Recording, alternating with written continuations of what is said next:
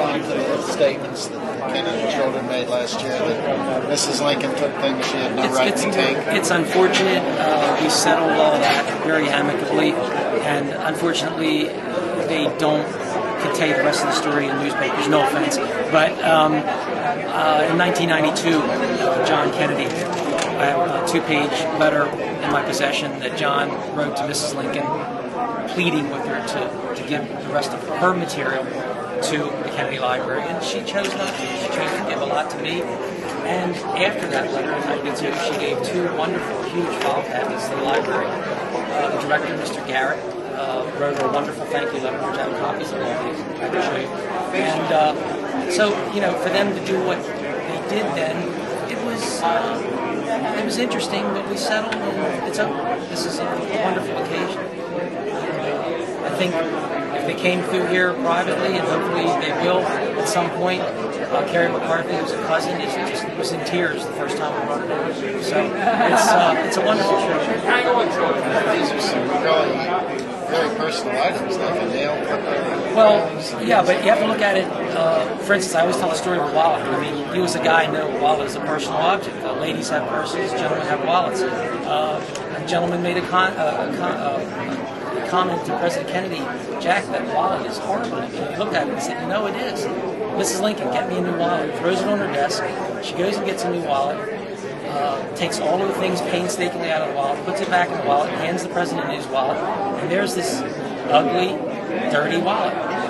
Does she throw it in the trash like she was supposed to? I know she saves it so kids and future generations can see it in this museum. I think that's wonderful. You have no feeling you feel that everything here is rightfully yours? It sums up in the Mrs. Lincoln office gallery. It says, instead of discarding it, I saved it. And that sums up Mrs. Lincoln, that sums up my collection. And then a misnomer about my collection is the fact that everything was given to Abraham Lincoln. An extremely personal item is that christening ring. Mrs. Lincoln never saw it until I showed it to her. That came from a relative of the Moores, who were the next door neighbors to the Kennedys. People love this material, cherish it, and as with George Washington, Franklin Pierce, Zachary Taylor, or any other American president, we're fortunate that collectors and historians save this material so people can see it. I mean, you wouldn't have George Washington's teeth if somebody didn't save them.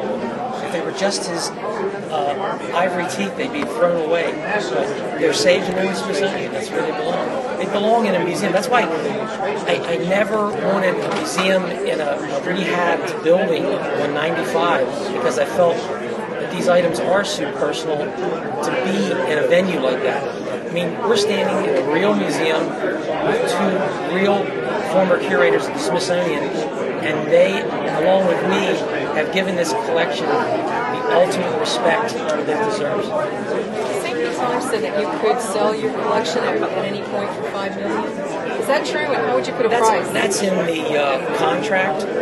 In order to do my contract with these people and get my museum, they don't know this now, but my attorney would not like this, but I would have agreed to anything to see what we have behind us here. They had to put the option in to buy because they're putting, a tremendous amount of money, time, and effort into this project, and they're not doing it because they like me. They're doing it because they see this as a tremendous potentiality. And down the line, I'm just glad today's happened, and I don't know what's going to happen next week, tomorrow, next year, but you can always be involved. I brought this collection down from Baltimore in a truck. It's like delivering your kid to camp. A friend of mine and I drove 21 straight hours and didn't stop.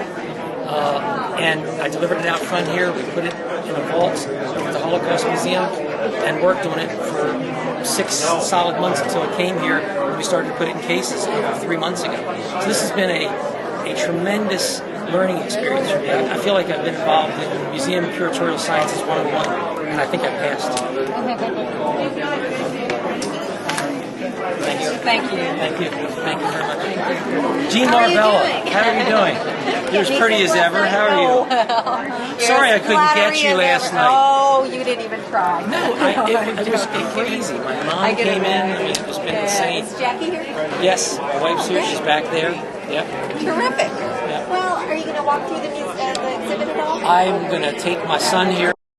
Don't know who President Kennedy is. The kids today that don't know who President Kennedy is the same kids that don't know who Vice President is in the United States. And I'm not addressing them. I'm addressing children that have a brain and children that understand and children that love history. I had a 21-year-old come over to me after a speaking engagement at a Democratic club, and he was on the side after he got me to sign something. And he pulled me on the side and said, "Mr. White, can I talk to you?" And I said, "Yes." And he said, "I'm so inspired by President Kennedy that that changed my life." He said, "My parents and my brothers and sisters said I would never amount to anything.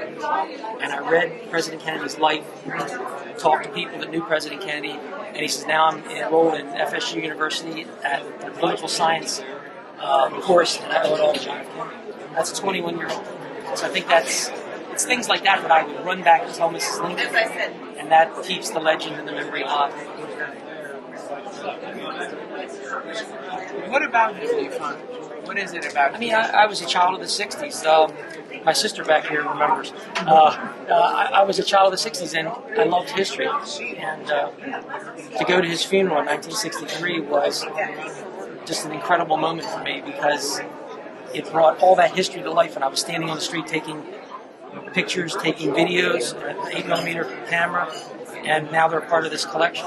And it's just from age 8, 9, 10, all the way up to 51, I just loved history.